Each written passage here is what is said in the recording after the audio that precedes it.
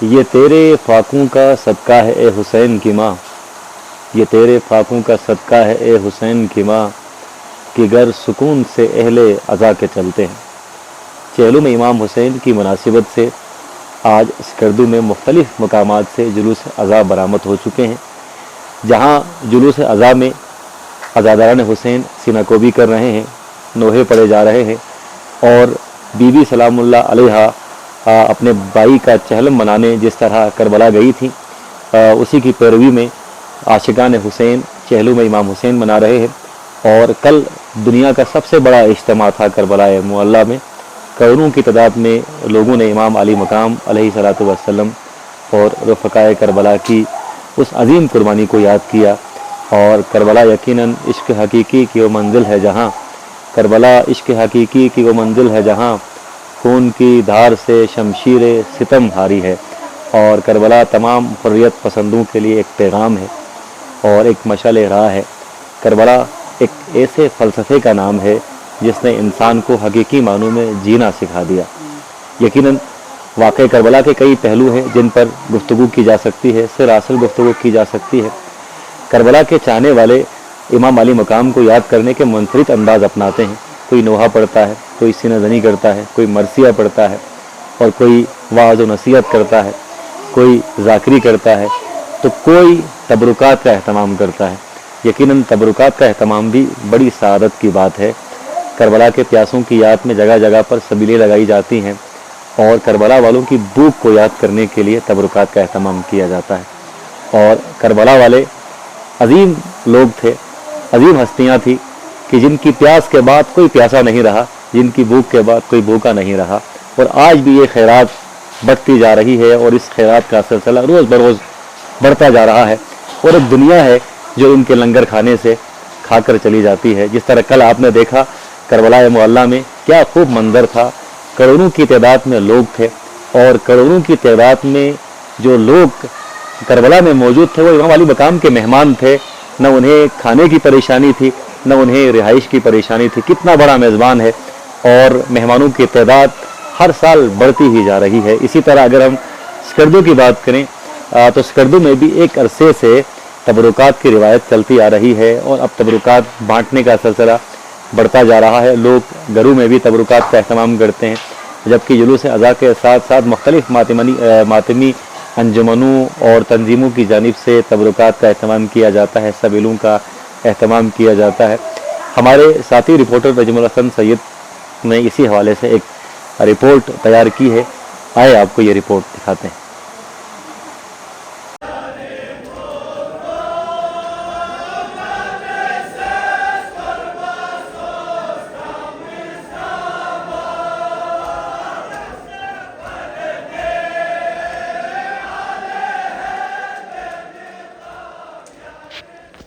چہلو میں امام حسین محرم الحرام کے بعد کا وہ عظیم دن ہے جس دن مومنین اپنے دلوں میں امام حسین علیہ السلام کی لازوال قربانی کی یادیں تازہ کرتے ہیں۔ یہ دن حق اور سچائی کی فتح کا پیغام ہے، اور اس موقع پر دنیا بھر میں امام حسین علیہ السلام کی محبت میں لنگر کا خصوصی اہتمام کیا جاتا ہے۔ ہر سال چہلم کے موقع پر عقیدت مند اپنے گھروں، امام بارگاہوں اور مختلف مقامات پر لنگر کا اہتمام کرتے ہیں۔ یہ لنگر نہ صرف ایک عبادت کا ذریعہ ہے بلکہ امام حسین علیہ السلام کی قربانی کی تعلیمات کو عملی شکل دیتا ہے۔ یہاں کوئی بڑا یا چھوٹا نہیں، سب کے لیے ایک ہی دسترخوان بچھایا جاتا ہے، اور ہر فرد کو محبت، عزت اور عقیدت سے کھانا پیش کیا جاتا ہے۔ لنگر امام حسین انسانیت، ایثار اور سخاوت کا عملی مظاہرہ ہے۔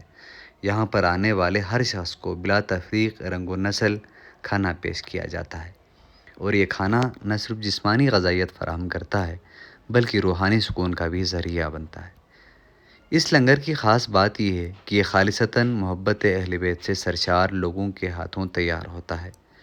ہر نوالے میں ایک پیغام ہوتا ہے کہ امام حسین علیہ السلام کی محبت میں سب برابر ہیں، اور ان کے پیغام عدل و انسانیت کو دنیا بھر میں پھیلانا ہمارا فرض ہے۔ یہ تبرکات امام حسین علیہ السلام کے نام پر ہم پچھلے 28 سالوں سے کر رہے ہیں۔ محرم الحرام اور چہلم اور حضرت عاشوراء میں یہاں پر مرحوم والد صاحب نے یہ سلسلہ شروع کیا تھا اور اس کو 28 سال ہو گئے ہیں، اور ان کے بعد یہ سلسلہ ہم آگے انشاءاللہ نسل در نسل چلانے کے ہم خواہشمند بھی ہیں، اور ہم اپنے آپ کو خوش نصیب سمجھتے ہیں۔ آج آپ دیکھ رہے ہیں کہ یہاں پہ ایک لنگر امام حسین جاری ہے۔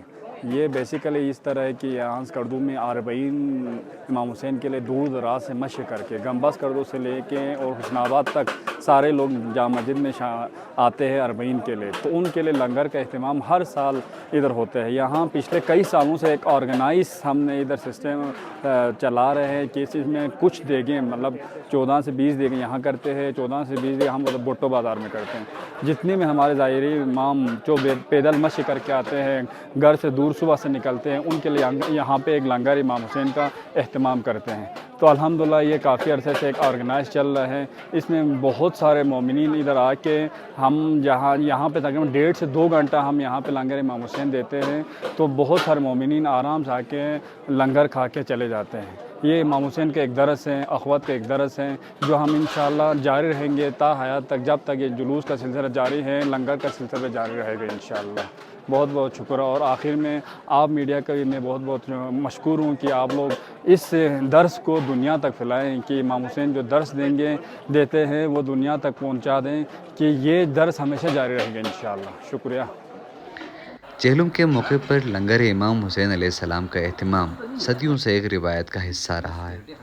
اس لنگر کا مقصد لوگوں کو امام حسین علیہ السلام کے کردار اور پیغام سے روشناس کرانا ہے، اور ایک ایسا معاشرہ تشکیل دینا ہے جہاں محبت، امن اور بھائی چارے کا بول بالا ہو۔ لنگر امام حسین علیہ السلام نہ صرف شکم کی پیاس بجھاتا ہے بلکہ دلوں کو محبت اور عقیدت سے بھر دیتا ہے۔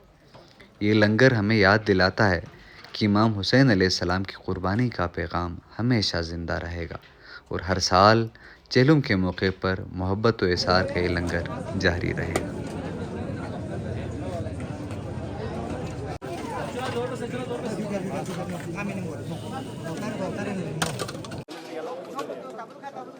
السلام علیکم، لبیک یا حسین۔